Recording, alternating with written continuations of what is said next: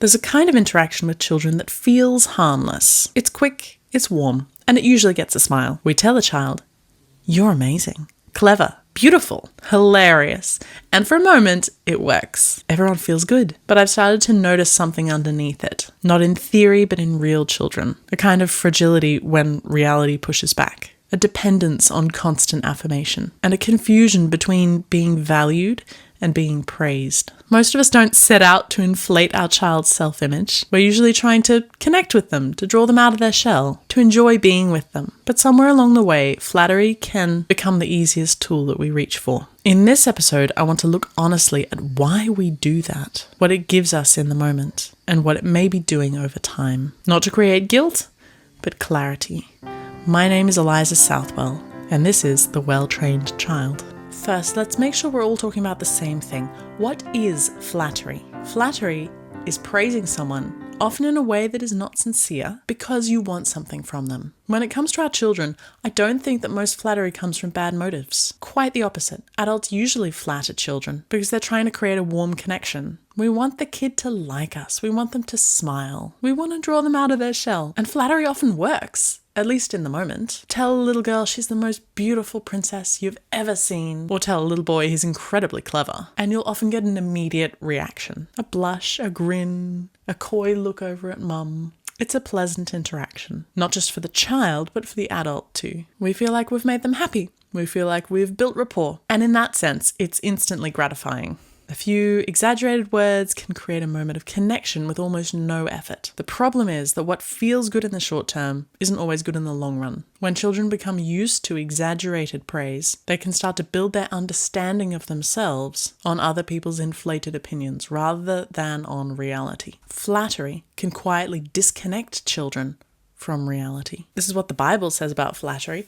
Proverbs 29 verse 5 says, "A man who flatters his neighbor spreads a net for his feet." Why is flattery a trap? Because it makes your neighbor overconfident and makes him lose his grip on reality. Proverbs 26 verse 28 says, "A lying tongue hates those who are crushed by it, and a flattering mouth works ruin." Flattery is lying, and it's destructive. I think probably since my generation, Gen Z, some children seem surprisingly fragile when it comes to facing ordinary setbacks. A poor grade feels catastrophic. A coach's correction feels unfair. A disagreement with a friend is somehow proof that everyone is against them, and flattery is part of the problem that got them there. A less well understood part of the problem is that flattery often leaves children less secure rather than more secure. It does the opposite of what we think. Maybe you've come across a child who expects constant praise but seems oddly dissatisfied with it. A child who talks confidently about their abilities but struggles to accept feedback. A child whose self-image seems so inflated that reality keeps colliding with it, and reality always wins. Psalm chapter 5 verse 9 says, "There is no faithfulness in their mouth. Their inward part is destruction. Their throat is an open tomb.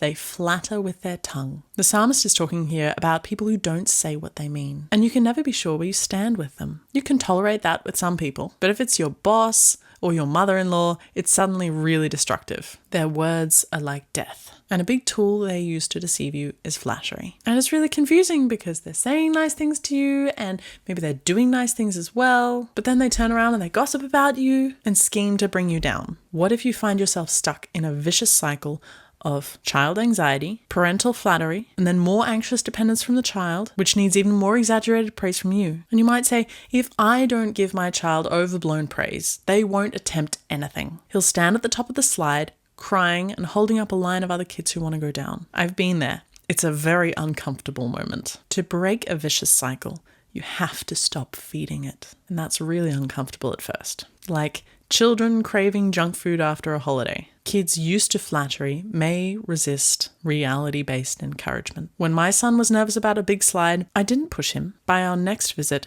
curiosity led him to go down the slide all by himself. And here I think it's important to distinguish that kind of anxious seeking from normal attention seeking. A child saying, "Mum, look what I made," is making a healthy bid for connection. Dr. John Gottman describes bids for connection in his book, The Relationship Cure.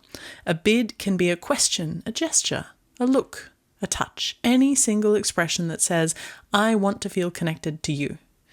A response to a bid is just what it sounds like, a positive or negative answer to someone's request for emotional connection. That is totally normal and healthy. But a child who can't tolerate you looking away and melts down unless you're constantly watching is seeking reassurance, not attention. Flattery can seem like a quick fix, but it often makes children less secure because it teaches them to rely on external validation. What these children need is not inflated praise, but more investment in the relationship. That means I need to play with him more. I need to show him more affection. I need to be engaged with the things that he's interested in and the things that he's doing. Security grows from attachment, not from being told they're amazing every 5 minutes. Flattery rarely begins as something intentional or harmful. It usually starts as connection, a smile, a shared moment, a way of saying, I see you, warmly and quickly. But over time, if flattery becomes our primary language with our children, it can start to shape how they understand themselves, not through reality, but through approval. And that leaves us with a question worth sitting with. Are we teaching our children to be okay with the truth? Quite secure? Or are we teaching them to be dependent on praise for motivation? In the next episode, we'll look at the alternative. Not silence, not coldness, but something far more grounded. Sincere encouragement, and how to build it into everyday parenting. The easiest way for you to see that episode when it comes out is to subscribe. So please do that, and I'll see you next time on The Well-Trained Child.